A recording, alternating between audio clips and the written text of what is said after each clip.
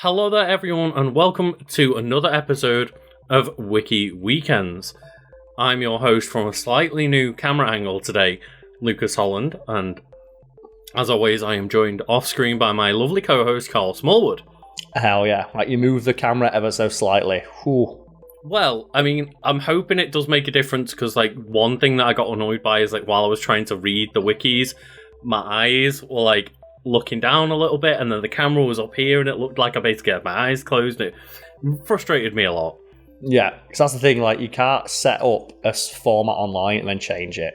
So even when the content doesn't change, if you change the way it looks ever so like you are, that's it. Carl, where's the green screen? Mate, I'm like, the host of Top 10s now, and it's got to the point where the guys who own the site, every time, where's Simon Whistler's like, he left. He fucking left. Deal with it. He didn't write any videos. He was the host. Mm-hmm. We're not here for Top 10s and we're not here for Fat Fiend. We are here for Wiki Weekends, of course. I have brought, as always, a wiki for us to explore. Which is? The subject is Dragon Ball GT. Oh, I never watched it, so... You never watched any GT? I think I must have watched it as a kid. But even then, when I was a kid, I still realised this shit sucks. Like, do you know that thing of like, you don't know how to explain what you think, but you just know a part of you knows GT sucks. And it's always sucked. And everyone who defends it of like, stop it. It's not. What's up with the lack of enthusiasm? You're gonna like this. And that's the thing, is like, there are good elements. Like, Baby is good. I like the Super Saiyan 4 transformation. I enjoy bits and pieces. That's the problem, yeah. It's like, people like Super Saiyan 4, they don't like GT. And the problem is that Super Saiyan 4 is so intrinsically linked with the story of GT. It's like, I think Super Saiyan God is pretty lazy. It's just to change the hair colour, but at least the thing it's attached to is, decent. I mean, there are elements of both GT and Super that suck, and I'm not going to sit here and say that everything in Super is better than everything in GT, but I think in terms of like an average level of just, general how good they are, I prefer Super. And when I say I prefer Super, I classify like, more the movies. I don't suggest people watch the Super arcs of the movies, just watch the movies. All right. Our time here has come to an end. Indeed. North Kai, I bid you good day. A key criticism of like Dragon Ball we've always had is let Gohan be the main character. Not in the way that they did adult Gohan, but like the way that they flubbed progressing Gohan into the main character to then just make him like this awful adult Gohan. They didn't do it right, and that was their plan, and that's why they pivoted back to Goku. Yeah. But like, I wish they'd gotten Gohan right.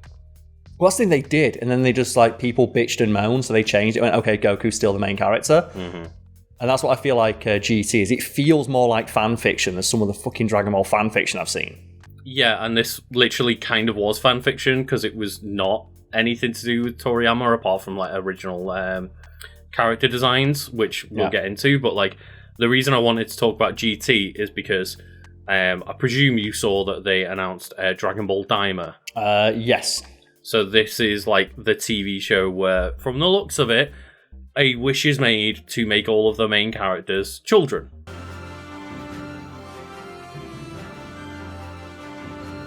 So they can just they can reset the story and tell it all over again. Obviously, everyone's like, well, they're making GT again. And it's like, they're not making GT again. It looks very different. And it actually has Toriyama's involvement. But it's like another year until Daima even starts coming out. So I figured we could talk about GT because this is a thing that's already out. Mate, here's the thing, right? The levels of cope about GT are so incredible. Of like, people saying, well, they never technically clarify. They never do anything that makes GT not canon. So, like, they could still turn Super Saiyan 4, and it's like, how? Just because they've never said it's not canon doesn't mean it's going to be canon. Yeah, because I guess, like, because the way that Super is right now, like you could do Super and then GT could follow up Super, but then Even though, why like- would like they not turn into like a Super Saiyan God then? Yep. Yeah, to me, I think like the fact that they're going down a route of Super Saiyan God onwards proves the fact that GT wouldn't exist. Yeah. Because, yeah, both Goku nor Vegeta can transform anything past, like, you know, Super Saiyan or Super Saiyan 3, depending on, like, what part of GT you're talking about. And that's the thing of, like, I get it if you like it, but even the creator's like, no, fuck this. And when it's like the creator is like, fuck this. Yeah, and I guess we'll get into it. Dragon Ball GT is a 1996-7 Japanese anime television series, and is based on Toriyama's Dragon Ball manga, but then it is like made by Toei Animation. So it's like it's one of those it's Toei Animation's idea of how to continue Dragon Ball without Toriyama. Just make it Gohan. Make Gohan the main fucking character. Yeah. It's right there. It's like Goku's dead.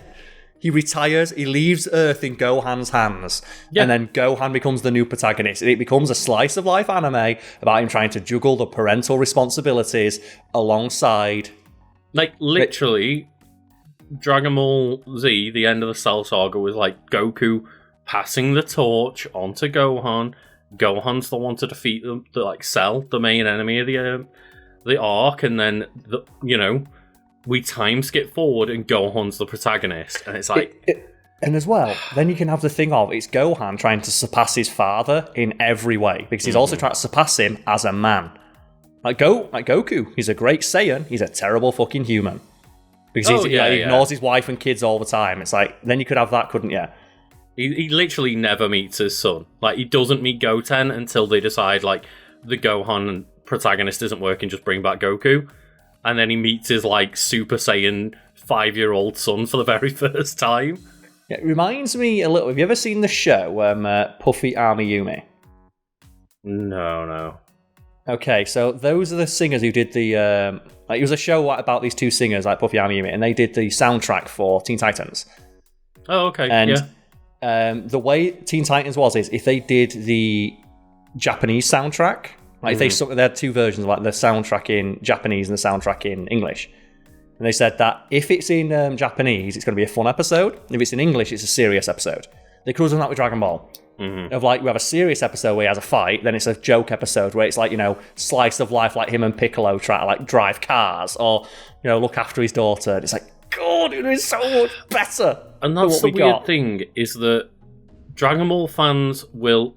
at the same point be like, all we want is the cool fights from Dragon Ball Z onwards, like the beam struggles and shit. But they'll also say that the driving cars with Piccolo episode was really good. And it's like, you don't know what you want. No. And that's the thing, neither do the people making the show. They don't know who to make the show for. Because in my opinion, like the best episodes of Dragon Ball are the ones where I just get to see the characters that I like interacting with one another.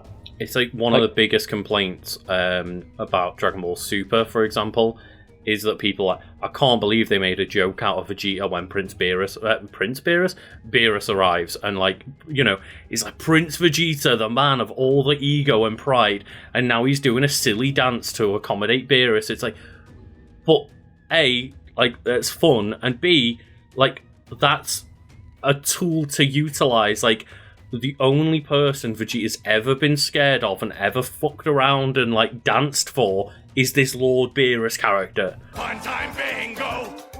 It's time to play some bingo! Ole! Also, it was really entertaining and funny. Exactly, it was. And Dragon Ball has always been a blend of comedy and action. Like, that is what Toriyama made it as, and it's always been that. Well, that's the thing. It's the worst problem with it is that it's the fans who, anytime it's not just Goku, like they'll say, Goku lost this one, it's terrible. It's like, well, he needs to lose to establish that the enemy's a threat. That's called storytelling. For anyone that doesn't want any of that, go and watch that like Dragon Ball Superheroes thing, where just every merch item you could ever imagine being struggling against each other. Yeah. So not Dragon Ball Superhero the film, the Dragon Ball Superheroes like random bunch of like weird time jumping anime episodes that was like just done to sell merch. Go watch that. It's just action figures hitting each other a lot. But anyway, GT is an anime exclusive sequel to the show Dragon Ball Z, with original story using the same characters and universe, but it doesn't actually, it's not actually written by Toriyama or anything. As I say, he did design some of the new characters introduced and gave some like new character designs and stuff. You can tell when you look at Super Baby 2. It follows the exploits of Son Goku, as as we mentioned, gets returned to a child, his granddaughter Pan, and their various associates. I guess fuck Trunks. Like, Trunks just gets put into various associates. Yeah. That's the other one as well. It's like, I think of all of Dragon Ball, the two characters who get done the dirtiest, it's Gohan and Future Trunks. And Joe, if like Dragon Ball Super, it will never stop being annoying to me that they don't go into the future to bring Future Trunks back. But I would love Future Trunks to have had an arc of getting to train with Gohan. And then to get to repay them. It's like, you save my timeline, I'll save your universe. The one thing that they do to Future Trunks is like the Goku Black arc, where like all of a sudden as a Super Saiyan, he can just use like a spirit sword to kill a god. And it's like, what is going on? This is the most like bullshit, unearned, badly written thing that you could have ever done to Trunks. Is just like, I guess he can battle a god, also he's just still a Super Saiyan. Goodbye, we leave him now.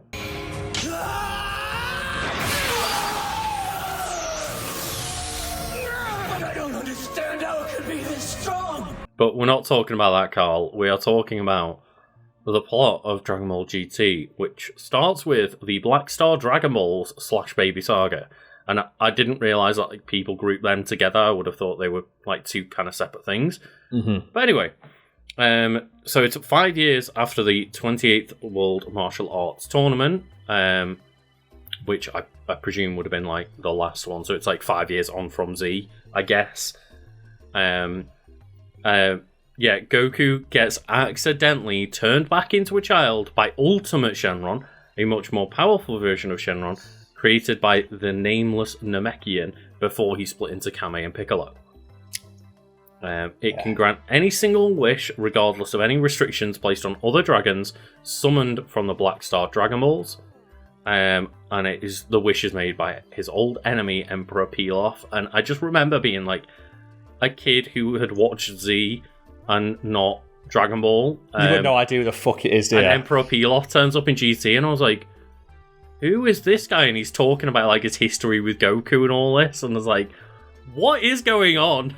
Hey, I know you guys, don't I? I can't place it, but you look familiar. Do you know me? So I guess we could set like some precedent here. Like when we were kids, like Dragon Ball was never on TV over here. It was just Dragon Ball Z. It started at Z. So for us, on like Cartoon Network or whatever, we started with Dragon Ball Z and then got GT, but never got Dragon Ball. And it was just like, what is going on? Who is this character? And I think with that context as well, of like GT being more of like a throwback to original Dragon Ball, that would probably be like, if I was a fan of the original Dragon Ball, I can see like, myself of being perhaps more taken and enamored with the concept. But yeah, I just always felt it just didn't feel like what I'd enjoyed from Z, and the characters that I liked in Z never really got their play. I think maybe, especially the characters part, because a lot of your favourite characters are just not involved, really. They don't act like your favourite characters anymore. And Goku's not acting like Goku, he's acting more like a child, and then it's all, for the first, I think it's 16 episodes or something, it's them trying to, get the Black Star Dragon Balls back, and it really goes back to that feeling of it being a show aimed more at kids with just, physical comedy playing a big part and not so much, many battles. Yeah, so it's only really when you start getting towards the Baby Saga that they kind of turned it back into more of a Dragon Ball Z style show. Yeah. So those first few episodes, I can imagine, turned off a lot of people, including yourself. Yeah, because I think it must have aired on Toonami at some point, and I stopped giving a shit because, all the characters look different. Goku's a kid now. Vegeta's got the dumb fucking mustache. Who's Pan? Father? Son, there's the easy way and then there's the fun way. Yeah, and the only one that I liked was actually Trunks, but then they did Trunks dirty in this. Well, like I said, yeah, the two characters, Trunks gets done so fucking... Just in all of Dragon Ball. Yeah, in all of it. Future Trunks has, one of the most back... And as I said, the fact that he gets his happy end, I guess he gets sent back to his timeline and it's fixed now. or like it's fixed as much as they can fix after they just delete Zamasu from the timeline. Just the fact he never gets to interact with Gohan. Because he talks about when he meets him, like, I'm glad you became the scholar you always wanted to, but I can't help but disappointed that, like, you know, the warrior I knew isn't, like, in there. And he never gets to see Gohan, like, recapture his fighting spirit. I mean, I guess there's that potential there. Cause, like, I can't remember the end of the Black Arc, but they delete that universe, and I'm pretty sure, like, Future Trunks and Mai both just, like, come to the, you know, the, like, prime timeline, I guess. You've got this, Trunks! Never doubt that, you hear me? I think they just get sent into a different future. I forget, because it's the most literal Deus Ex Machina I've seen, of, like, they bring in Super God to just delete the timeline. And it's like, again, that's the thing, is like both Dragon Ball GT and Super have a lot of problems, and of course they do. Yeah, I'm not here to defend either of them, but like, to me, I just think like the highs of Super are better, especially if you include the movies. Well, it's like without the movies, we wouldn't have had like, you know, the Super Broly fight. Yeah, we wouldn't have had the Broly fight. I think like the is it the Tournament of Power with Jiren in it? Like we wouldn't have our Triangle Dorito man. We wouldn't have had Dorito. Savior, Space Dorito. And like, you know, I think as much as there's awful parts of that tournament, like getting to see like Golden Frieza plus Goku versus Jiren is like so fucking cool. Just again as well, like getting done dirty in that of like Gohan. Like Gohan should have been fucking annihilating everybody.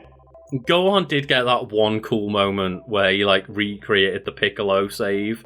Yeah. And I think that was a cool part of it, but yeah. But then again, if we wouldn't have had Super, we wouldn't have had Superhero, where Gohan does get his moment. He becomes Beast Gohan! That's another wiki for another day. I hated that movie. I didn't like the fact they just bring Cell back. I didn't like the fact that it was just like, oh hey, like, Cell, Gohan, and Piccolo all need to get something. Let's give them unearned power-ups. Let's go. Yeah, I did like some of the moments, such as like the fact that just straight up Krillin says, "Piccolo, why don't you ever do that thing where you grow real massive again?" He goes, "Oh yeah, I can do that. I can grow giant." And the fact they acknowledge that like Gohan's the strongest being in the universe, like, oh yeah. Remember when, like, you met, like, Grand Elder Guru and he said you've got the most potential of anyone, like, alive, and you just never did anything with that? Yeah, and just, oh, dear God. Yeah, we will go through that at one point, because I could go on for a long time about that movie.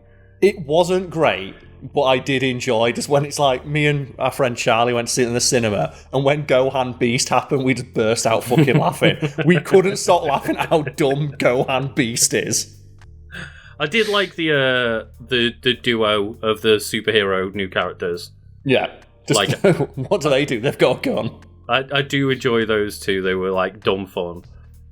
But again, back to GT, our trio, Goku, Pan, and Trunks, go through various adventures in their journey to find the Black Star Dragon Balls until they encounter the artificial Tuffle parasite Baby, who intends to destroy the same race. It was called the Tuffle. The Tuffle, yeah, instead of Truffle, because everything's named after food. Oh, I forgot about the Tuffle. So he intends to destroy the same race as revenge for the extermination of the Tuffles many years ago. And I find that so interesting that... That is an interesting concept, yeah. I was going to say that's an interesting concept, but also the fact that all of like the like Black Star Dragon Ball bit is ignored here. Like the wiki goes straight into the Baby Saga because they just know ignore the start of GT. Yeah, so I do like the idea of like, well, the Saiyans must have enemies across the universe and how many planets they fucking destroyed. Mm-hmm. The idea that one of those races, like the Saiyans, managed to survive and is like coming back for revenge, I like that. That's a cool idea. Yeah, and I also really enjoy kind of what the build up to Baby. I don't think that they pull off like the final fights in a great way and stuff, and there's some issues, but the idea of Baby being this parasite that takes over people and like infiltrating Earth and just essentially like, you know, overnight just takes over the entire Earth population and just has like control over like Trunks and Goten and Vegeta. Mm-hmm. It's a really cool idea. Now that I have all of the Saiyan power I need, I will start to spread my cells to every living being on this planet. Also the thing of like, I'm just going to take over the strongest warrior in the universe's body, take over Vegeta's body, which happens like so many times to Vegeta. Mm-hmm. Like he gets like he becomes Majin Vegeta, and then like it becomes like weird goo Vegeta in Super. Oh yeah, yeah. So yeah, after practically turning all of Earth's population, including the Saiyans, into Neo-Tuffles, because of course, yeah, so just basically new Tuffles. The Tuffle. Baby decides to convert Vegeta's body into his own and use it to kill Goku. Goku fights him and is quickly defeated, but after having his tail regenerated by Kabito Kai and Old Kai, transforms and achieves the power of Super Saiyan 4. And that's the problem there. Like, it's fan fiction. And that's the thing. If you like this fan fiction, that's fine. I've got my fan fiction. It's called Dragon Ball Super. Yeah, I prefer that. Yeah, at least Dragon Ball Super's like fan fiction-y stuff is at least signed off and approved by Toriyama. I guess that's the thing. Is like the fact that the GT, like, it's got so little to do with it. It's like the original. If Toriyama wanted to put more of this shit into the series, he would. Like, he would have taken ideas. It's like, Joe, people talk about Star Wars of the extended universe. Like, why don't Disney take stuff from the extended universe? Like, maybe it's because it was shit. I mean, some of it was good, but a lot of it was probably just chaff. The fact that they've decided to just leave it all behind and make their own stuff, like, probably speaks to the quality. And also, just, like, I can't imagine the amount of contradictions that probably happened when they didn't have, like, one person overseeing all of this extended universe canon, and it was just shotgunned across, like, many, many creators. Going through this very quickly, just in the new form of Super Saiyan 4, it says easily overpowers Baby by destroying the evil Tuffle and propelling him into the sun with a 10 times Kamehameha.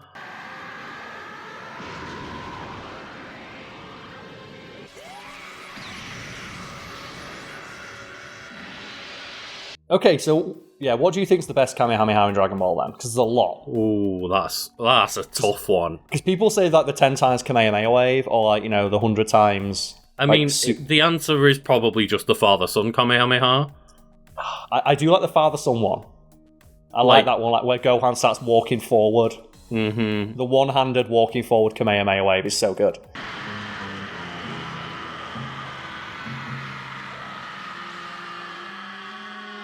There was also the solar Kamehameha where Cell's going to destroy the Earth with it. So that's a good one. Yes, yeah. And then also the warp Kamehameha that Goku does on Cell.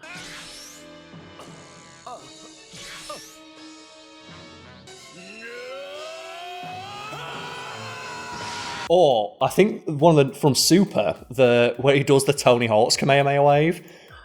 Oh yeah, okay, that's the best one. The ultimate instinct like, grinding across the where Kefla does like the here's a taste of my awesome power, and Goku just grinds on it and just does it at point blank range. No, yeah, I think that might be the coolest Kamehameha.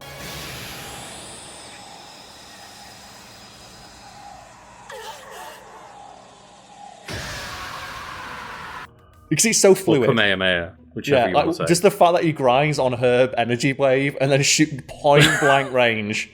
It's like, there's no answer to this. What are you going to do now, Goku? I'm going to grind this rail. It's like, what? And again, it's dumb, stupid fun. It is just, but like that, that's just, to me, very, very cool. It's like, you can say the Tournament of Power is not a great arc, but it does have Goku, Tony Hawk's grinding on a Kamehameha wave with his own Kamehameha wave, and then hitting like a double Super Saiyan like in the face with it. How much do you know about the Super Android 17 saga? I know it's shit. Yeah, it's the idea, yeah. But do you remember like the premise for it? I don't remember the premise, but I remember looking at Super Android 17 thinking, God, that looks so fucking lame.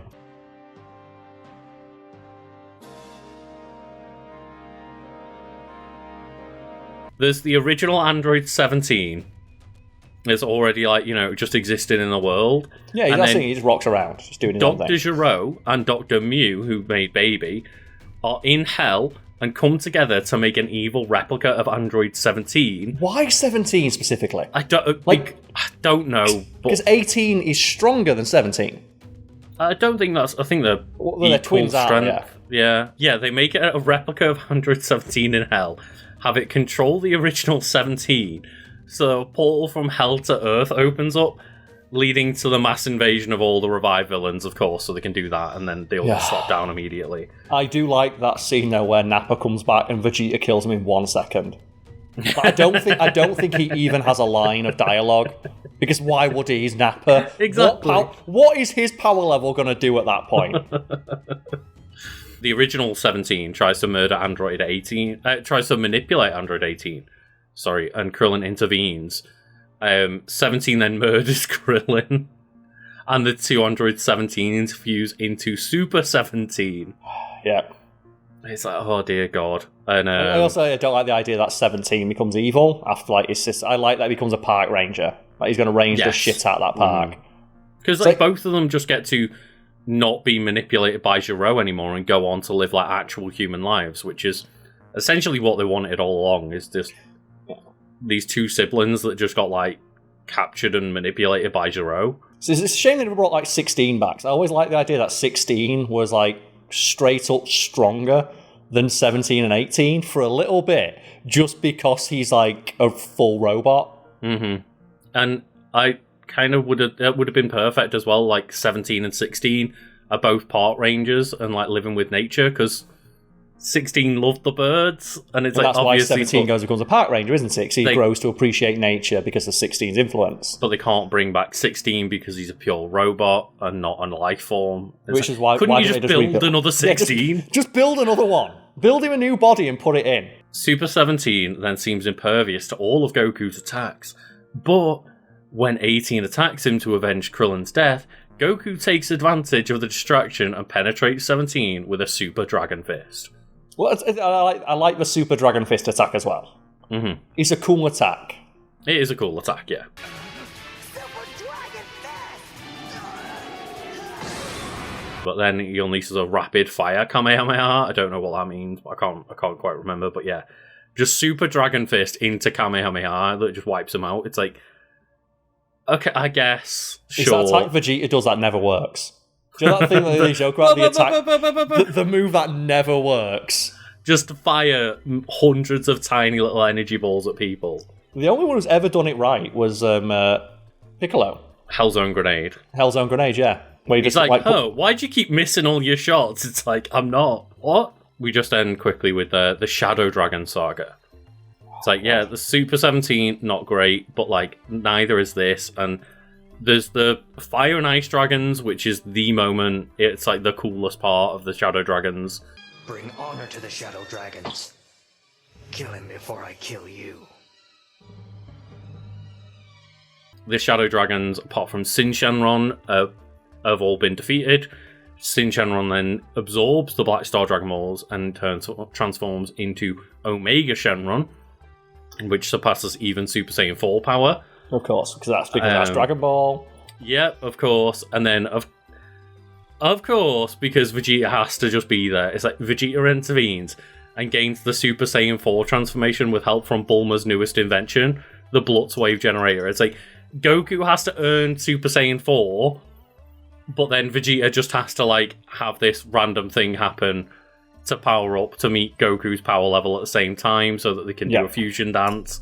And then they have Gogeta Super Saiyan 4 to defeat the new enemy. Yes. Like, some of it is cool, but, like, you know, it's just... It's very obvious and very tropey. It just always annoys me when it's like, oh, well, like, you know, Super Saiyan 4 or Super Saiyan God happened. And it's like, what's everyone else going to do now? Vegeta did it too. What? Yeah, off screen. That bullshit happened and Vegeta did it too. It's like... It's one of the things I like about Super, where I love, like, that we've now distinguished between...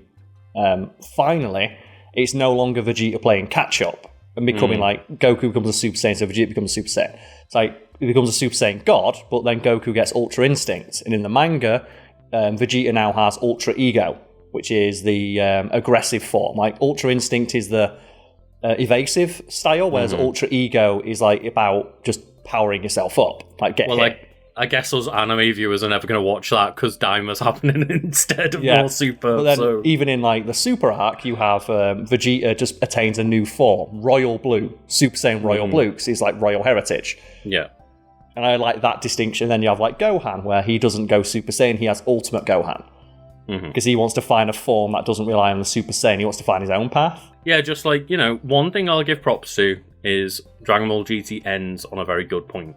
After defeating Omega Shenron, Shenron appears again from the regular Dragon Balls that are restored. So they use the Dragon Balls to then like restore everyone killed by Super 17 and the Shadow Dragons. And then like Shenron just decides to disappear, but Goku and the Dragon Balls go with him. And like Goku just fades away on Shenron and like absorbs the Dragon Balls, and it's like, just Goku and the dragons are gone, and it's just then decades later, it's Goku's great-great-grandson, Goku Jr., competing in the 64th World Martial Arts Tournament against Vegeta's descendant, Vegeta Jr., as the now elderly Pan cheers him on, and then Pan sees a rejuvenated adult Goku and tries to approach him, but he quickly disappears into the crowd. Goku then leaves the World Martial Arts Tournament with a flashback covering all the events of his timeline, and after the flashback ends, he catches Power Pole and rides off on his flying Nimbus cloud. Yeah. So, I do think, Dragon Ball does need to end with Goku dying, or at least passing the mantle, and I think it's... We don't know if the Xenoverse games have like what I might think is the coolest ending, which is, they say in the Xenoverse games that Goku and Vegeta, after all the rivals have been beaten, after peace has been brought to the universe, they bid goodbye to their wives, their children, and they go into deep space and have one final battle to determine who is strongest, and they say they never find out who wins. And just decades later, they feel like the equivalent of the Big Bang happening again. It's just, they deem it's like they must have, that was the fight, we don't know who won, and whoever did win just decided to just stay away. Yeah. Because they realise that their strength invited challenge, that moment in Avengers, strength invites challenge, and they stay off in the field. You don't know who survived, who lived. And I like that idea, that they go off and just have one final battle. Yeah, and that's why I like GT is like, it's kind of, it still shows like Goku Jr. and Vegeta Jr. still fighting in the World Martial Arts Tournament, but Goku's disappeared, taking the Dragon Balls and the danger of them away from the world, and just life is now good. And he sees that that's happened and, flies away with peace in his mind, I guess. But just, I think it's really annoying because we essentially got a lot of this in the end of the Cell Saga, where they meant to pass the mantle on, of like Goku deciding to like not come back because the threat of Goku and his strength seems to like be some kind of beacon towards stronger enemies coming to the Earth, and like we'll leave it there, and then Goku's no longer like a threat to the Earth or anything. But then they bring him straight back. And he's straight back in. And that's the thing, it's like the fact that they bring him straight the fuck back, and it's like, God damn it.